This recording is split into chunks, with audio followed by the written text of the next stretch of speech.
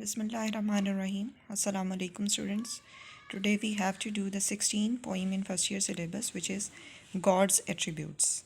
It has been written by Jalaluddin Rumi. Jalaluddin Rumi was a famous Persian poet and he was also a mystic poet यानी कि सूफियाना शायरी वो करते थे और सूफियाना शायरी के बारे में मैं आपको पहले भी बता चुकी हूँ कि उसमें ज़्यादातर अल्लाह ताला के बारे में, अल्लाह ताला से मोहब्बत के बारे में और लोगों का जो रिलेशनशिप है विद गॉड उसके बारे में बताया जाता है। और ये पोइम भी डॉक्टर निकलसन ने ट्रांसलेट की है। जलालुद्दीन रूमी वो शायर हैं जिनसे अल्लामा इकबाल भी बहुत ज़्यादा इंस्पायर थे और उनको वो अपना रूहानी उस्ताद मानते थे। ठीक है, तो इसमें इस पोइम के अंदर भी गॉड्स एट्रीब्यूट्स मींस क्वालिटीज़ यानी अल्लाह ताला की सिफ़ात जो हैं चंद एक वो इस पोइम के अंदर बयान की गई हैं। और उसमें फिर ये भी बताया गया है कि what is the effect of those attributes in on human character, on human life, कि अगर कोई शख्स इस बात पर यकीन रखता है अल्लाह ताला की सिफ़ात के ऊपर तो फिर उसकी लाइफ किस तरह से चेंज हो जाती है। In this particular poem, three attributes or three qualities of Allah have been described और वो three qualities जो हैं वो अल बसीर, अस्समी और अल अलीम, ठीक है, यानी कि देखने वाला, सुनने वाला और जानने वाला, ये तीन क्वालिटीज़ जो हैं वो बयान की गई हैं। तो let's start the text. God calls himself seeing to the end. सबसे पहली क्वालिटी जो इसमें डिस्कस की गई है विच इज़ दैट इज़ कि God sees everything, seeing to the end यानी अल बसीर, सब कुछ देखने वाला। अब टू द एंड का वर्ड इसके साथ, जिस तरह अरबिक में भी आपने देखा कि हर एक अल्लाह ताला के एट्रीब्यूट के साथ, अल्लाह ताला के सिफाती नाम के साथ अल का वर्ड लगा हुआ होता है। तो बसीर और अल बसीर में क्या डिफरेंस है? अल जो है वो उसको सिफ़त कमाल तक ले जाता है, यानी कि इंतहाई हद तक, जिससे ज़्यादा मुमकिन नहीं है। बसीर सिर्फ देखने वाला वो जो है लिमिटेड क्वालिटी है, लेकिन अल बसीर जो है वो अनलिमिटेड क्वालिटी है। तो यहाँ पर भी सीइंग टू द एंड यानी कोई भी चीज़ जो है वो उसकी नज़र से पोशीदा नहीं है।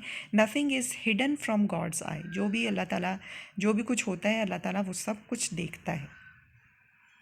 और फिर इस quality, if you believe in this quality, तो उसका इफ़ेक्ट क्या होगा आपके कैरेक्टर पर? His I may square you from sinning, कि उसकी आँख आपको गुनाह से बाज रखेगी। यानी अगर आप कोई पोशीदा गुनाह भी कर रहे हैं which is hidden from the people's eyes, क्योंकि ज़्यादातर यही होता है कि या तो इंसान का किरदार ख़ुद जो उसका ज़मीर है वो उसको रोक देता है गुनाह करने से, या फिर वो लोगों के खौफ से रुका रहता है। लेकिन जो शख्स अल्लाह ताला पर यकीन रखता है और वो इस चीज़ पर यकीन रखता है कि अल्लाह ताला उसे देख रहा है, तो ये जो खौफ है कि उसे अपने गुनाहों का हिसाब देना होगा और ये कि उसका कोई भी गुनाह पोशीदा नहीं है और अल्लाह ताला उसको देखने वाला है, तो he will definitely refrain from sinning, वो गुनाह करने से बाज रहेगा, वो जो है डर जाएगा। He will be frightened. Square का मतलब फ्राइटन होता है, यानी वो अल्लाह ताला का खौफ जो है उसे डरा देगा और उसे गुनाह करने से रोक देगा। God calls himself hearing to the end that. और फिर दूसरी जो क्वालिटी है कि अल्लाह ताला सब कुछ सुनने वाला है। नथिंग, नो टॉक या no conversation is hidden from his ears, या जो उसकी सुनने की ताकत है उससे कोई भी चीज़ पोशीदा नहीं है। तो उसका फिर क्या असर होगा? You may close your lips against foul discourse, कि आप हर तरह के फाउल डिस्कोर्स यानी कि ईवल कन्वर्सेशन, ईवल लैंग्वेज से अपने आप को बाज रखेंगे, आपके लिप्स जो हैं वो बंद रहेंगे।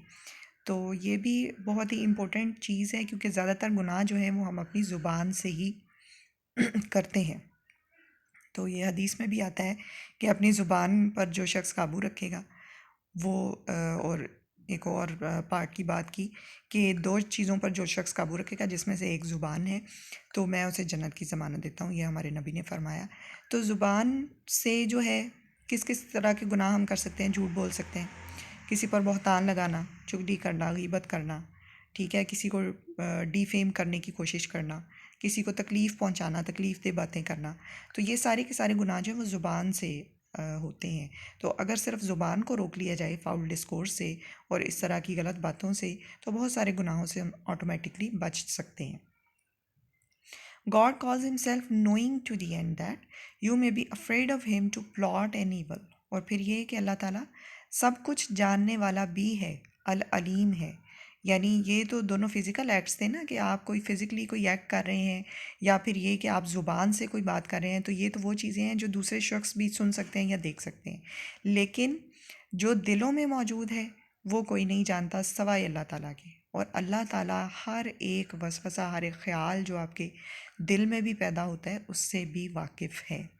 तो जब आप इस चीज़ को मान लेंगे तो आप कोई ईवल प्लॉट भी नहीं करेंगे, यानी कि किसी गलत काम का इरादा भी नहीं करेंगे, कोई साजिश भी ऐसी तैयार नहीं करेंगे कि हम कोई गलत काम करें।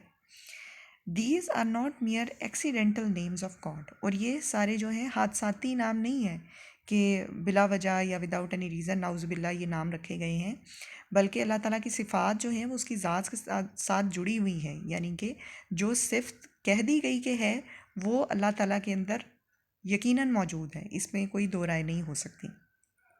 एज आ नीग्रो में भी कॉल्ड कैम्फर। कैम्फर जो है काफूर, वो वाइट कलर का होता है। ठीक है, तो नाम तो हम दुनिया में कैसे भी रख लेते हैं, लोगों के नाम जो हैं वो उनकी पर्सनालिटी के साथ समटाइम्स मैच नहीं भी कर रहे होते। एक्सीडेंटल नेम्स हो सकते हैं, जैसे कोई ब्लैक स्किन है किसी की, डार्क स्किन जो पर्सन है उसको कैम्फर कहा जा सकता है। So are these names derived from God's attributes. लेकिन अल्लाह ताला के साथ ऐसा नहीं है, क्योंकि ये जो नाम है ये उसके एट्रीब्यूट से ही डिराइव किए गए हैं या उसके अंदर से ही निकले हैं, क्योंकि अल्लाह ताला के अंदर ये सिफ़ात मौजूद हैं, इसलिए ये नाम जो है रखे गए हैं, या इसलिए ये नाम हमें बताए गए हैं। And not मियर when titles of the first cause. और ये कोई वेन टाइटल्स जब बिला वजह के टाइटल्स नहीं हैं। तो इसके अंदर पॉइंट के अंदर हमें अल्लाह ताला की 3 सिफ़ात के बारे में बताया गया, और ये भी बताया गया कि अगर हम इन सिफ़ात को हर वक्त जहन में रखेंगे तो किसी भी किस्म का गुनाह करने या उसके बारे में सोचने से भी हम एतराज़ करेंगे, उससे हम बचे रहेंगे।